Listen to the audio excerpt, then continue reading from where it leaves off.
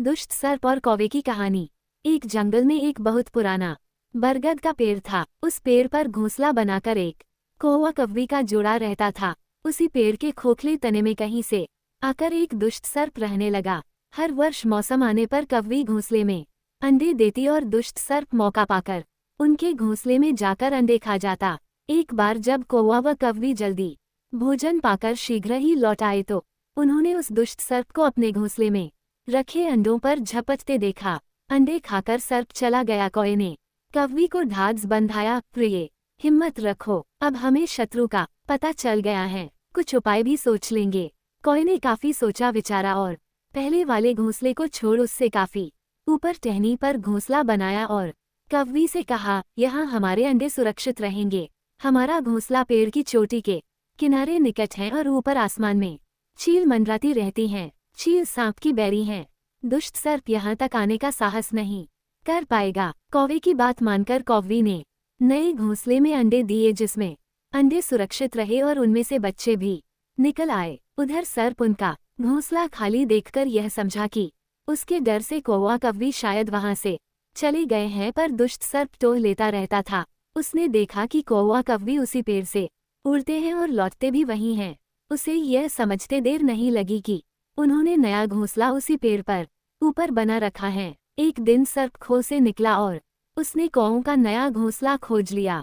घोंसले में कौवा दंपति के 3 नवजात शिशु थे। दुष्ट सर्प उन्हें एक एक करके घपाघप निगल गया और अपने खो में लौटकर डिकारे लेने लगा। कौवा व कौवी लौटे तो घोंसला खाली पाकर सन्न रह गए। घोंसले में हुई टूट फूट व नन्हे कौवों के कोमल पंख बिखरे देखकर वह सारा माजरा समझ गए। कौवी की छाती तो दुख से फटने लगी। कौवी बिलख उठी, तो क्या हर वर्ष मेरे बच्चे सांप का भोजन बनते रहेंगे? कौवा बोला, नहीं, यह माना कि हमारे सामने विकट समस्या है, पर यहाँ से भागना ही उसका हल नहीं है। विपत्ति के समय ही मित्र काम आते हैं। हमें लोमड़ी मित्र से सलाह लेनी चाहिए। दोनों तुरंत ही लोमड़ी के पास गए। लोमड़ी ने अपने मित्रों की दुख भरी कहानी सुनी। उसने कौवा तथा कौवी के आंसू पोंछे। लोमड़ी ने काफी सोचने के बाद कहा, मित्रों, तुम्हें वह पेड़ छोड़कर जाने की जरूरत नहीं है। मेरे दिमाग में एक तरकीब है जिससे उस दुष्ट सर्प से छुटकारा पाया जा सकता है। लोमड़ी ने अपने चतुर दिमाग में आई तरकीब बताई। लोमड़ी की तरकीब सुनकर कौवा कौवी खुशी से उछल पड़े। उन्होंने लोमड़ी को धन्यवाद दिया और अपने घर लौट आए। अगले ही दिन योजना अमल में लानी थी। उसी वन में बहुत बड़ा सरोवर था। उसमें कमल और नरगिस के फूल खिले रहते थे। हर मंगलवार को उस प्रदेश की राजकुमारी अपनी सहेलियों के साथ वहां जल क्रीड़ा करने आती थी। उनके साथ अंगरक्षक तथा सैनिक भी आते थे। इस बार राजकुमारी आए और सरोवर में स्नान करने जल में उतरी तो योजना के अनुसार कौवा उड़ता हुआ वहां आया।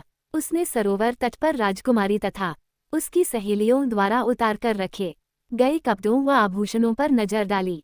कपड़े के ऊपर राजकुमारी का प्रिय हीरे व मोतियों का विलक्षण हार रखा था। कौवी ने राजकुमारी तथा सहेलियों का ध्यान अपनी ओर आकर्षित करने के लिए कांव कांव का शोर मचाया। जब सबकी नजर उसकी ओर घूमी तो कौवा राजकुमारी का हार चोंच में दबाकर ऊपर उड़ गया। सभी सहेलियां चीखी, देखो देखो, वह राजकुमारी का हार उठाकर ले जा रहा है। सैनिकों ने ऊपर देखा तो सचमुच एक कौवा हार लेकर धीरे धीरे उड़ता जा रहा था। सैनिक उसी दिशा में दौड़ने लगे। कौवा सैनिकों को अपने पीछे लगाकर धीरे धीरे उड़ता हुआ उसी पेड़ की ओर ले आया। जब सैनिक कुछ ही दूर रह गए तो कौवे ने राजकुमारी का हार इस प्रकार गिराया कि वह सांप वाले खो के भीतर जा गिरा। सैनिक दौड़कर खो के पास पहुंचे। उनके सरदार ने खो के भीतर झांका। उसने वहां हार और उसके पास में ही एक काले सर्प को कुंडली मारे देखा। वह चिल्लाया, पीछे हटो, अंदर एक नाग है। सरदार ने खो के भीतर भाला मारा।